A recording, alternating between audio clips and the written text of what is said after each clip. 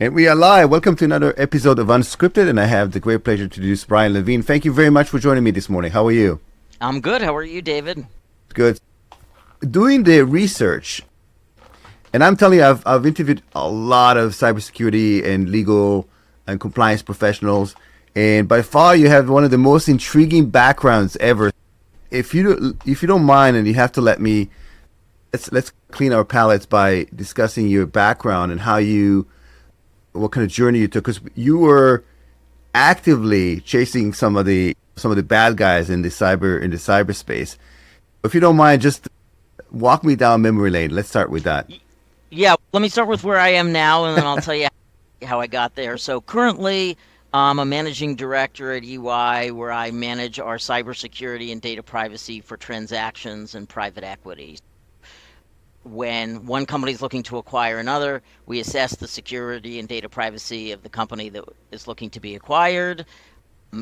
That we've done over 1,000 cyber and data privacy due diligences. We also do it on the sell side if the company is looking to sell themselves and doesn't want their cybersecurity or data privacy to be an obstacle.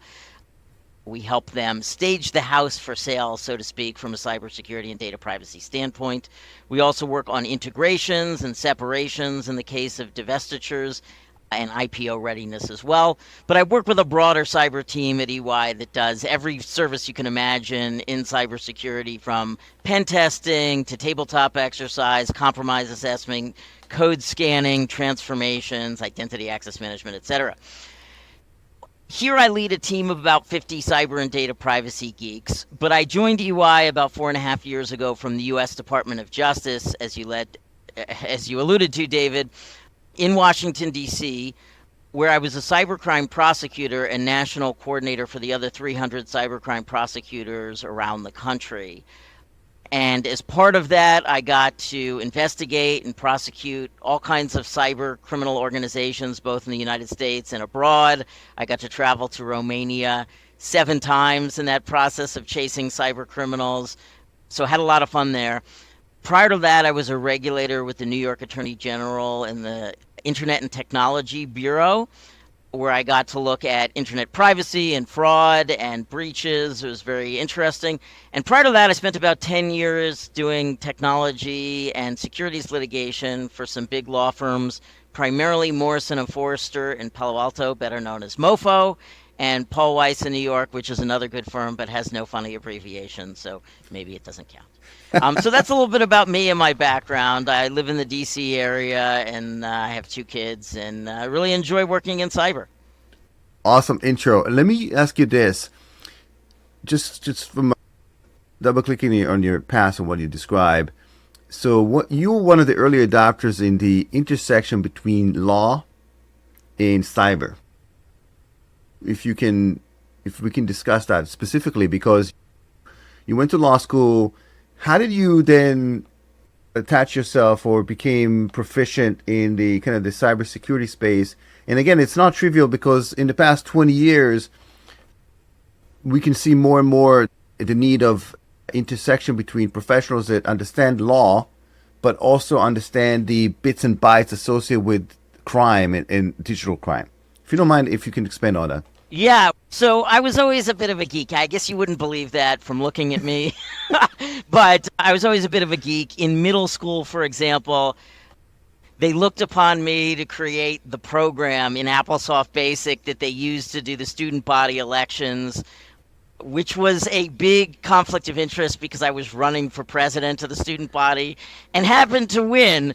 I'll tell you, it had nothing to do with the program I developed for that. But I decided I wanted to go into law also when I was in middle school, when I took a mock trial class at the local college for students my age. It was not. There were no adults in that class. And I decided that was something I wanted to do. I did not anticipate that there would be an intersection between law and technology, or law and cybersecurity, back when I was in 7th grade. And as I progressed, I continued with interests in both areas. In law school, I focused a little bit on technology law, but it was really when I got out into the private sector and started working with law firms that I started to see there was a big overlap in this area. And then one of the law firms that I worked with, not one of the two mentioned above, made the mistake, perhaps, of letting me do a detail at the Wayne County Prosecutor's Office in Detroit, where I got to see firsthand what it's like to be a prosecutor and be on my feet all day long and doing good for the public. And so I decided that I wanted to do that at some point, and was eventually able to make that work with the computer crime and intellectual property section in Washington, D.C. So that really completed the intersection there. And you're right, it's a intersection that has evolved over time. The computer crime and intellectual property section of the Department of Justice has actually existed in one form or another since the 90s, where I joke they must have been mostly dealing with abacus hacking, because there wasn't quite the same volume of cybercrime or cyber opportunities back then. But certainly now it's a full-time job and a multi-billion-dollar sector for a lot of different companies and government agencies. And the interesting piece, if you don't mind expanding on that, is that the skill set you require as a litigator, as a lawyer, there's a lot of reading comprehension, reading and writing, verbal analysis, logic. And then on the tech side, there's a lot of like bits and bytes. Like there's a lot of understanding of how the underlying computer systems work. And if you look at it like almost like a Venn diagram, yes, there's some overlap, but it seems like there's a lot of analysis on the tech side, and then an all-out analysis on the verbal and verbiage reading side. Can you expand on that? Not everybody can do this. A lot of the lawyers don't understand technology, and a lot of technologies don't understand law. No, that's absolutely true. And one of the biggest challenges in my current job and at the Department of Justice, and maybe in a lot of my other jobs, is that intersection. And what that intersection involves is translating difficult technology concepts to lay people or to business people who don't understand them and don't have that much interest in them, to be honest. For example, when I was with the Department of Justice, I did a 2-week trial of a prosecution of several Romanian cyber leaders who created their own malware, created their own botnet, which is an army of infected computers. And this botnet was more than 400,000 infected computers in the U.S., and they used it to commit a whole host of crimes, including cryptocurrency mining, which is hard for anybody to understand who's not deep into cryptocurrency. And we were trying them for something like 27 counts in federal court in the Northern District of Ohio.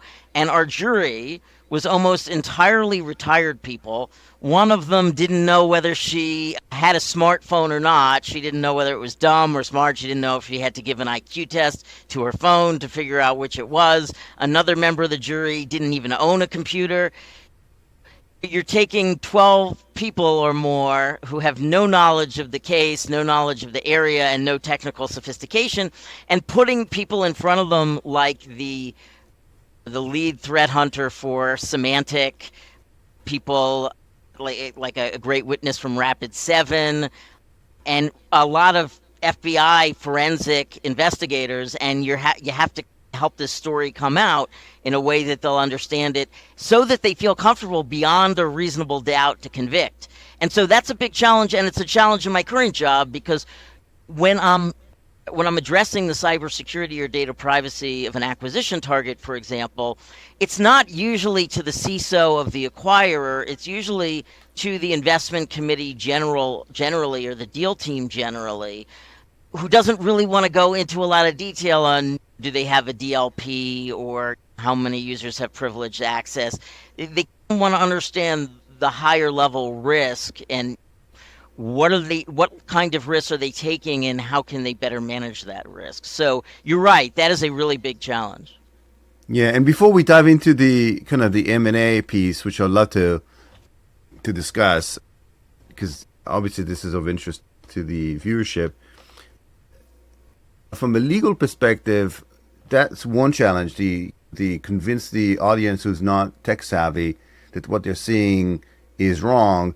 But also from a law perspective, a lot of the laws had to be interpreted, meaning that the Supreme Court, or there were cases that had to be trial, and then you have prior cases that you can rely on. But I guess when you were dealing with this, maybe some of this stuff was not even available. You had to almost pave your own path, and it's even more difficult because maybe there's an old prior case of malicious mining of cryptocurrencies. So now, how do you even prove that is a wrong thing to do? Yeah, no, that's a great question. And that's one of the big advantages of being a lawyer in this space, because what you learn to do in law from the beginning is decide difficult problems without complete legal guidance. You have to draw analogies. And I didn't mention it earlier, but I also served as a law clerk in a federal district court and a federal appellate court, and had numerous instances where I had to help my judge decide cases where there was no law directly on point. And this is a mistake that a lot of practitioners make in cybersecurity and data privacy, especially those that aren't lawyers, is they focus on regulatory compliance. They look for a regulation that says specifically what you can't do, and they say, all right, we're not doing that, so we're okay. But the regulations sit on top of a much broader body of common law, and the vast majority of breach suits that are successful, and even data privacy suits, are often brought under those common law rules like negligence, like trespass, into seclusion, which is a privacy tort. Yes, you have to think about how does your situation apply to laws that weren't really intended specifically for cyber, but that have application. A good example, to use the example you raised, is cryptocurrency mining. So what was the problem with that? There's nothing inherently wrong with cryptocurrency mining. Cryptocurrency mining is the idea, just for any of your readers or viewers that don't know, the way cryptocurrency, at least many of the cryptocurrencies, are created and the transactions are completed is through very advanced math, calculating very advanced math problems. And it takes a lot of computing power to do it. And that computing power is crowdsourced throughout the internet to people who volunteer to be crowdsourced for it, and who get paid a very small percentage of the transaction to solve these tough math problems. So what this criminal group was doing, among other things, was taking over your computer at home and using the computing power of that computer in order to solve these math problems so that they would get money, but you would just have a slow computer. And they had a special program they wrote to try and not make your computer so slow that you would just throw it out and get a new computer, because that would defeat the purpose. But if you think about it, how different is this than any kind of trespass? If they physically went onto your property and started using your computer, and so you couldn't use it because it was busy with their use, you would quickly say, all right, that's a trespass. Really, you make the same kind of arguments using the same kind of general common law or broader statutes, and you apply them in the cyber and data privacy field. Yeah, and that process is not trivial. No, because it's new, and so you have to convince everybody that you're on the right path, and then that it's going to stick. Meaning, it has to stick. It has to and no judge necessarily wants to be the first to approve something and create a preliminary case that then is going to get questioned by the appellate court, right? Yeah. That looks bad on you as a judge, right? Of course, they don't have a choice. If the case, other than the Supreme Court, which can not take cases, but for the lower courts that have to take the case, they have to decide it somehow. So either way, they risk getting reversed. But I see one problem that we have in this area. When it comes to cyber cases and data privacy cases, mostly cyber, there's criminal and then there's civil. And in the criminal, there's the problem that I think the judges are having, some of them, not all of them, is that they have a hard time issuing big sentences really long sentences or really deterrent sentences for cyber criminals, because these same judges, who are usually federal judges, are hearing terrorism cases, they're hearing murder cases, they're in some instances hearing other brutal crime kinds of cases. And so they're thinking, all right, this was bad. He stole $50 million, or he put somebody's pictures on the internet, or whatever it is the person did, he or she. But they're comparing it to some physical violence where a whole bunch of people were murdered, potentially. And they say, well, that's got to be less significant. But the challenge is that they often don't consider, and that we try, as prosecutors, we try and make sure is top of mind, is that it's very hard to identify and bring these people to justice. So in the case of the Romanians that I was referring to earlier, we were investigating this group for 10 years. 10 years before we were able to get enough, identify them, get enough evidence to extradite them to the United States. And so the judge in that case, we were able to convince her that this was a really big deal, and that in order for sentences to be deterrent in this area, the criminals can't feel like, all right, there's a 1% chance I'll get caught. If I do get caught, it's going to take at least 10 years. And then even if I'm caught, I'm only going to get a 2 or 3 year sentence. So I'm just going to keep doing this. That can't be the story from the cyber criminals' perspectives. And in this case, the judge gave the lead actor who actually went by the name Master Fraud. That was actually his email address. And by the way, my recommendation is, first of all, don't commit cybercrimes. But if you are going to commit cybercrimes, don't name yourself after the crime you're committing. Because I know you think you're not going to get caught, but if you do, it's going to dramatically limit your available defenses. You can no longer say, I didn't know this was a crime, I didn't know this was fraud. You're pretty much limited to master fraud? What master fraud? I don't know any master fraud. Listen, you can't even make that stuff up. And you can't. You can't make it up. There's no difference between this and somebody posting a robbery on TikTok to try to get likes. That's what people do these days. But in the end, I didn't get to the end. In the end, they did.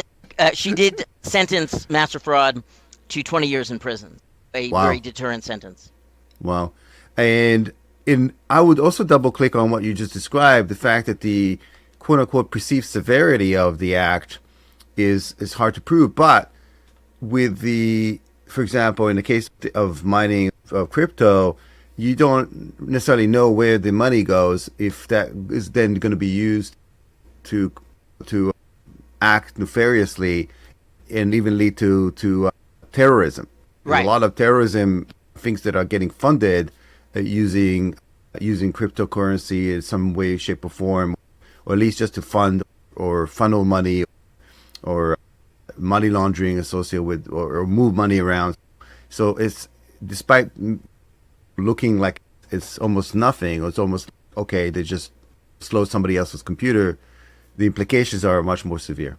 Yeah, and this is my problem with cryptocurrency in general. And to be clear, that was not the most severe thing that Master Fraud was doing. He was mostly stealing $20,000 or $10,000 from people, normal people like you or me, at a pop in actual cash that he got them to trick them into transferring to him.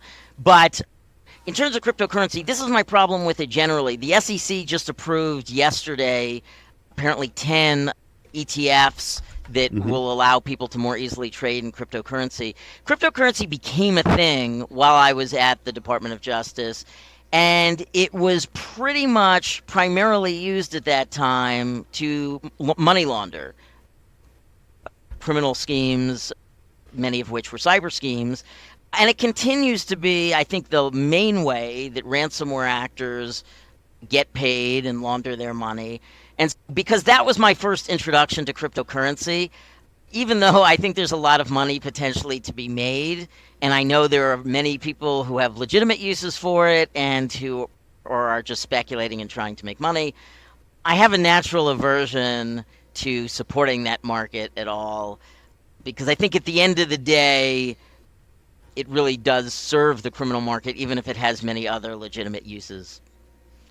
Yeah, but we do know that somehow it's not necessarily all anonymous, just in terms of to be able to view the ledger. And also we know that there are initiatives from the government and governments to create their own digital currency. So we're leading. We're eventually gonna get there, whether it's gonna be Bitcoin, Ethereum, or it's gonna be some sort of digital currency that is being approved by the government. It's yet to be seen, or maybe there's place for all of the above. But there's several thousands of these digital currencies, including some that are notoriously known for quote unquote privacy, like Monero, that are trying to hide the identity Yes. of the.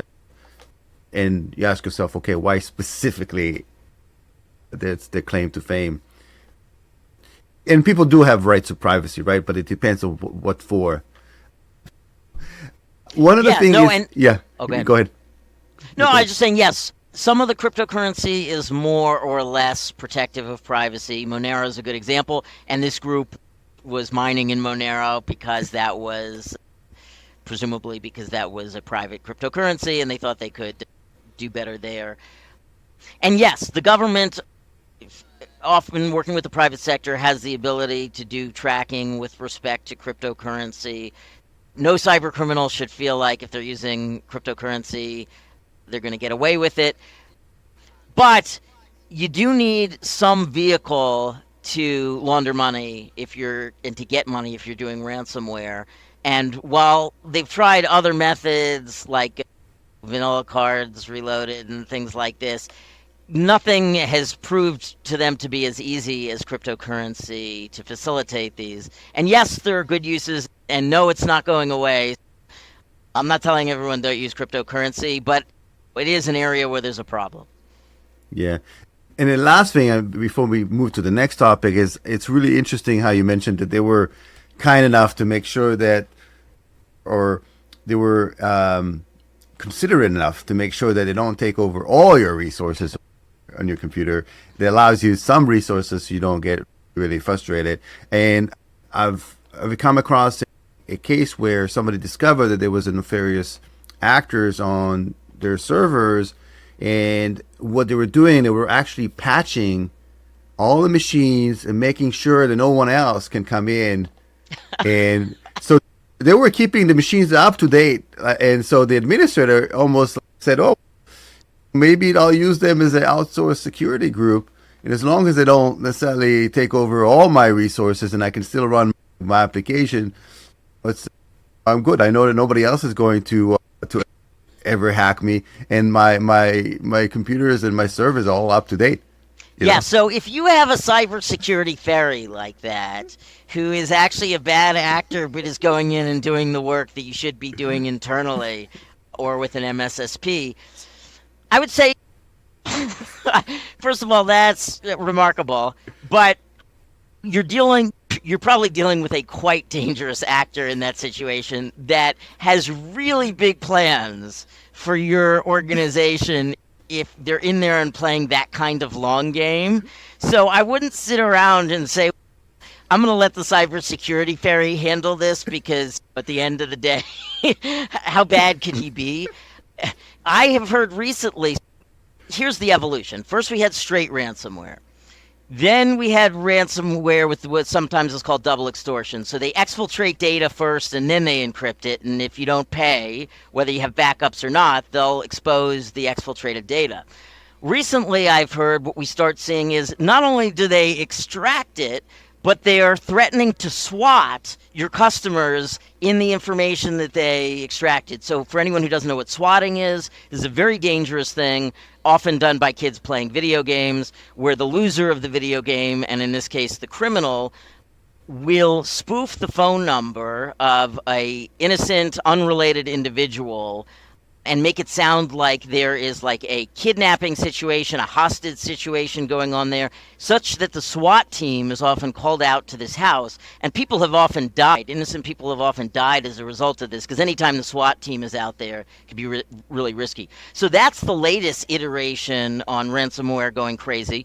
And then I predict a future quadruple extortion where they just say, we're going to hire people on the dark web to start killing your customers if you don't pay this ransom. Why is it not going to go all the way to the extreme eventually? And for some groups, a lot of them are safe in Russia and they don't care. They don't think anybody's going to get to them. To your point, if you have a cybersecurity in your systems, a cybersecurity ferry in your systems, get rid of them. You want to know who's in there. You don't know what that's leading up to. But if somebody's that willing to play the long game, they're either with a nation state or they're of the quality that they could be with a nation state, and you don't want to mess with them. That's case in point, pun intended. But this is remarkable. I can already see that we're going to be running out of time, and we're going to have to do a part B of this because we are just scratching the surface. And Brian, you have some tremendous stories as well that I would love to tap into.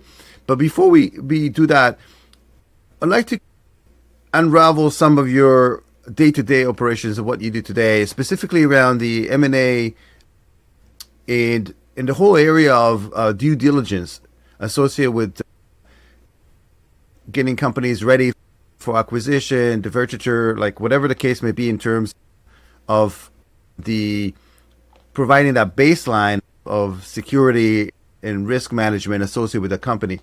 So first and foremost, let me ask you this. This was not always the case. If you look back, let's say, because I like to start with where the history comes from. If you look back, let's say 10, 15 years, right? I'm assuming that the due diligence process was much simpler, meaning they would probably come to the IT department and ask them, hey, what kind of infrastructure do you have? What kind of security measures do you have in place? And if it was reasonable, maybe somebody will take a look at it and they will check mark, right? If there's some glaring omissions or things that need to be fixed, they would go ahead and do that. There wasn't, I don't think, anyway, an official process to review the security stance of the company. Is that a correct statement? It's even worse than you think, David. Not only was there no official process, there was no unofficial. Nobody cared. It wasn't part of the thing. And in fact, my partner basically invented cyber diligence. He was hired by EY to do something entirely different and within the cyber world. And as he looked at what they hired him to do, he decided that there was no economic viability in that particular project. And they said to him, what should we be doing with respect to cybersecurity? And he thought about it and he said, all these transactions you're doing, is anyone looking at the cybersecurity of the targets? And they said, no, nobody's doing that. And he said, you should be. And so his first year doing this, they had 2 companies who were willing to do it. This was 8 years ago. Now it's a common part of every transaction. And the question is just how deep are you going to go and when are you going to go that level of depth? And these days when we do cyber diligence and data privacy diligence, we're doing inside out diligence, which is document review and meeting with management. We're doing outside in diligence, which is open source intelligence and dark web research. And we're even doing technical testing where we actually get to access the target's machines and run compromise assessments or pen tests or code scans to really get to know what we're getting into from a cybersecurity and data privacy perspective. And it's made a big difference. We have had acquisitions where the price of the acquisition went down by $1.4 billion based on cybersecurity concerns alone.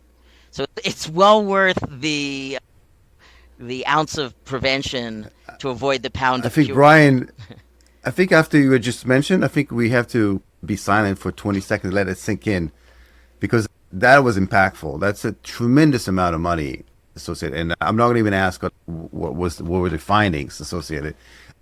But let me ask you this. Financial due diligence is something that we know how to do, as you mentioned. This was done, always done. Okay, you have to look at the books. You got to see what the revenues are, if it's real, what the projections are, if they're real, what the management is like. All of that was something that was tried and true and has been done throughout those many years. But this whole area of due diligence for cyber, as you mentioned, had to be reinvented. Now, also the impact associated, because again, you're looking at risk reward, or in this particular case, risk and then potential losses. How do you quantify in terms of how much effort do you have to put into the due diligence? Because that costs money, obviously, into the associated risk associated with buying a company that has some security glare concerns or potential hack, and what the consequences of that to happen. Can you comment on that? Yeah. The cost to do cyber diligence is really de minimis compared to even the cost of the acquisition, but the cost of a cyber disaster could be huge. And I think the best example of that is Verizon's acquisition of Yahoo. So when Verizon acquired Yahoo, they thankfully discovered that Yahoo was breached prior to closing. And as a result, they were able to knock down the acquisition price by $350 million. But more importantly, they were able to get Yahoo to set up a surviving entity, which Yahoo called Altaba for whatever reason, that had to be sufficiently capitalized to cover up to half of the exposure from this breach. And since they did that, Altaba keeps trying to dissolve and take out the money, and the Delaware Chancery Court keeps saying, wait a minute, Altaba, no taking out this money, because the exposure here might be as much as $3 billion with a B, and we're not letting you take out that money until we're sure that the exposure is covered. So that's one example of when it goes well, but it could be up to a $3 billion exposure in that instance. On the other hand, Marriott acquired Starwood, did not know Starwood was breached at the time, and that was like 10 years ago, and they're still in litigation regarding the class actions that were brought as a result. And we know the exposure is likely in the hundreds of millions, but maybe in the billions as well.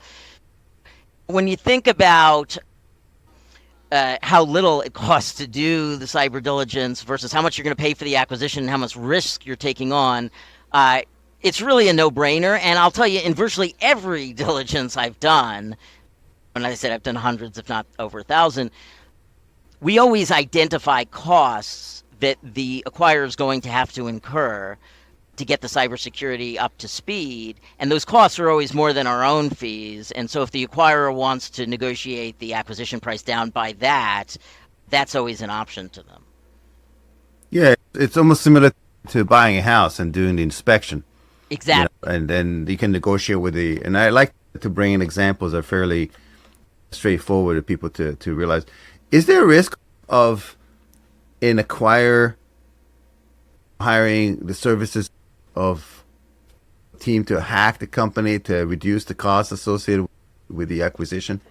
Is that something that acquirers are not, in my experience? I have, there's all kinds of shady outfits out there, but I haven't seen that, because nobody's going to. So it's a crime to hack a company without their permission, without their consent. Among other things, it's a violation of 18 U.S.C. 1030, the Computer Fraud and Abuse Act, which I used to prosecute under all the time. So I'm certainly not going to do anything for which I could be prosecuted, and none of my colleagues, nobody I've ever met, except as defendants in criminal cases, would agree to that.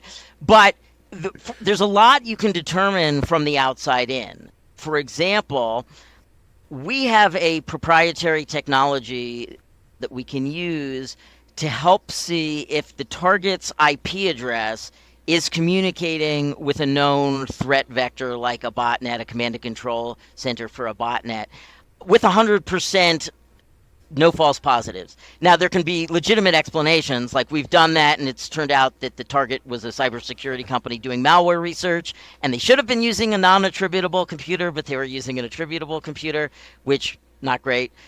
We've done this and determined that the target had guest network, and it was a guest that was infected, not the target. So there can be legitimate explanations, but we've never had any false positives with this technique. So that's the kind of thing you can do without actually hacking the target. You can look on the dark web and see, is there evidence that the target's already been compromised? And then what we typically do is, once the client and the target are moving down the road to matchmaking, we will then get permission to do more technical testing where we have actual access to the target systems. And my favorite test to run in that situation, I think the best test, is the compromise assessment. Because what we do there, it's not pen testing, which I think is more narrow, and you're always going to be fine. You're always going to find some vulnerabilities if you do a pen test. What a compromise assessment does is we install software on all of the endpoints of the target, the workstations, desktops, laptops, and servers, that those agents run for 30 days. We also they give our threat hunters read-only access to look for activity, malicious activity, malware, compromises, but it also helps us see things like how many critical vulnerabilities exist in the environment, how many high, how quickly are they being remediated, are there any endpoints that don't have any antivirus or endpoint detection and response software on them? Are there any endpoints that are not whole disk encrypted? How many admins are there? Who hasn't changed their password in 6 years? Are there any users who are downloading thousands of files to a thumb drive, so might be insider threats, etc.? So we're able to do that quickly and quickly help our client understand and the target understand, is there a risk there? And when you say understand, I'm assuming that sometimes you have to deal with some very difficult conversations. Yes. You come back to the executives, and you're laughing already because I know, because like what happened is a lot of these findings are necessarily something that anybody would like to see or face, or especially when we're coming into a very stressful transaction to begin with, right? People want to finish the transaction, get paid. Whatever the case may be, there's a lot at stake here. So there's a lot at stake, and then you come out and find maybe potential omissions or breaches or compromises. How do you deal with that communication aspect of it to the executives? And then do you just say, hey, there's a breach, or as somebody who's an expert in this field can potentially provide the path to mitigation, or say, okay, here's what that's going to look like when you fix it, and then maybe we can come back and review or reassess. What's that process like? Yes, for the most part, cybersecurity does not completely derail transactions. For the most part, they are not showstoppers or blockbusters that prevent transactions from going forward. What the executives want to know is, what risk is there? Can we quantify that risk, and how do we mitigate that successfully?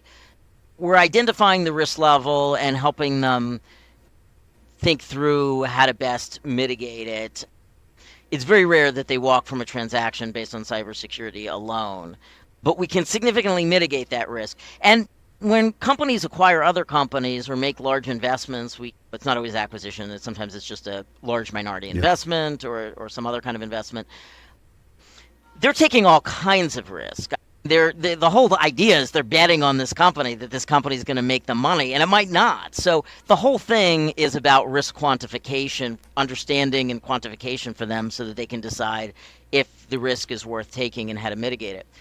In particular, what we're seeing now since COVID is something new, which is that the target companies are being attacked as soon as the transaction is announced, and for the next couple of months. And a lot of them are getting ransomware as a result. The FBI has reported on this. The Wall Street Journal has reported on this. Forbes has reported on it. And our clients, who are many of whom are private equity and do a lot of transactions, see it all the time. So part of what we're trying to do is figure out how to have your transaction not end in a ransomware attack. And what I've learned from my colleagues at the Department of Justice is that a lot of these groups that are doing this, it's not what you'd think. It's not that they see the announcement and then hack into the company.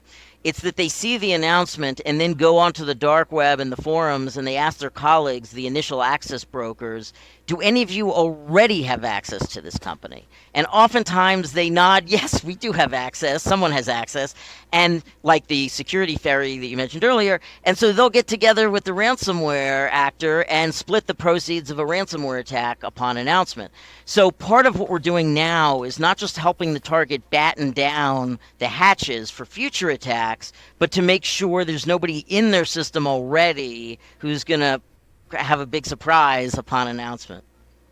And not even that, I think it's the tried and true of social engineering, right?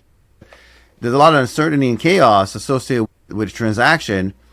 For example, people don't know who they report to, the processes change, so they basically utilize that to hack, sometimes in very almost simple means. We just call you and say, hey, I'm calling from company so-and-so, right? That's exactly right. So there's two main risks associated with a transaction from a cybersecurity standpoint. One risk is the counterparty risk, and that's the risk that the company you're acquiring is already breached, or their security or privacy compliance is so bad that it's only a matter of time before they get whacked. But the other risk is what I call the transaction risk, which is that the transaction itself is going to cause an incident or a non-compliance situation. And one, you increase the visibility dramatically, but at the same time, to your point, David, you're also increasing the distraction dramatically. So one of the things we do, and because the company that's being acquired, and sometimes both companies, the employees are nervous. They don't know, are they going to stay? Are they going to be let go? Are they going to be demoted? Are they going to be promoted? There's new communications channels. People that they've never talked to could be reaching out saying, hey, can you just provide me this information so I can make sure you get your compensation on time? And people are naturally going to trust that. You get more insider threats as well, because as soon as it's announced, people don't know if they're going to be staying, so they'll download everything they've ever touched or have access to. So we give specific advice to help companies make it through that process. For example, one thing we recommend is that when the transaction's announced, that a phone list is provided or an email address. So who's actually going to potentially reach out to people? So if they're not on that list, don't say anything to anyone. Or if there's certain things nobody's going to ask you for, they'll highlight that as well. Yeah, and it's preempting that social engineering aspect. And sometimes it's just very simple means, like as you mentioned, publishing a phone list, or just be able to say, hey, just ask a couple more questions before you do anything. Yes. Just to verify the transaction. And let me just double click, and we're running out of time, but I'd like to ask you one question specifically to regards to what you mentioned in quantification of the risk. Mm-hmm. When you acquire a company, a lot of times it's the risk is not necessarily just in the bits and bytes in the system. You have to really understand where are the crown jewels of the company. And then also from a business process, what kind of impact would happen if the data breach or a computer takeover or ransomware or whatever. And that is the black box that you have to decipher, pun intended, and figure out how to quantify that. How do you do that? That's not easy. That has more to do with just a malware on the system. It's very hard to do, and there's a lot of uncertainty there. So if anybody tells you that they can tell you within $1 million or within some small amount what it would cost if the worst case scenario happens, they're lying, because there's just too much uncertainty. A lot of it's going to depend on litigation, right? And the litigation could get dismissed. It could go forward. How are you going to settle it? Are the regulators going to get involved? But there's enough information usually for you to figure out, is the worst case scenario, or how material is the worst case scenario to this transaction? If it's $1 billion transaction, is it, how material is it to that transaction? And to your point, I think the three biggest risks companies face these days are, one, a PII type loss where they're losing sensitive information. Actually, four risks: sensitive information about their customers or their employees or their patients or whatever that is. That's one risk. Second is loss of proprietary information. Do they have trade secrets that they're only protecting by keeping them secret, which is the nature of trade secrets? I did a prosecution of a trade secret theft case when I was with the DOJ, where an insider worked with a company in China to steal all the company's source code. That company in China was the biggest customer of the company that the insider worked in. And so when he left, and he came in as part of an acquisition, when he left with the source code, the customer left as well. It ended up costing the U.S. company $1.2 billion in shareholders' equity, and they had to lay off 70% of their global workforce. The trade secret theft can be a big deal. So you have PII, trade secret theft, operational attacks, which is like the ransomware attack where you can't operate for a certain amount of time. And then finally, becoming more important these days is a type of risk that doesn't really have a great name yet, but the risk that your company will be used to attack customer or clients. When you're on the client side, you refer to that as a supply chain attack or as a vendor attack or third-party breach. But I don't know that there's a recognized name for when that's your company that's used in that way. So I don't have one. But those are major risks. So you got to think through, to your point, what are the crown jewels, what are the major risks, and what is the worst case scenario? Because it's going to be different for every company. And that's what the acquirer needs to think most about. Or if you're selling yourself, that's what you need to fortify the most. Yeah. And Brian, maybe we should ask crowdsourcing a good name for it. Maybe do some survey or a questionnaire, like could come up with some really great name for the last thing you mentioned, because we in cyber, we love acronyms and certain terms. But Brian, thank you very much. I feel like we need to do part B, but I like to be cognizant of your time and your busy schedule, and I appreciate you taking the time. And every time you answered, first of all, my brain just went boom, and then on top of that, I have 3 other questions I want to ask you, but we're running out of time. So until then, thank you very much, Brian, for joining us. Thanks for all who joined us today, and as always, stay safe online as well as offline, and I'll see you in the next episode. Thanks very much. All right, sounds great. Feel free, anybody out there, to link in with me. I have put a lot of material. I post every week with some good material, and happy to come back and talk some more. But great meeting you, David, and look forward to our next conversation.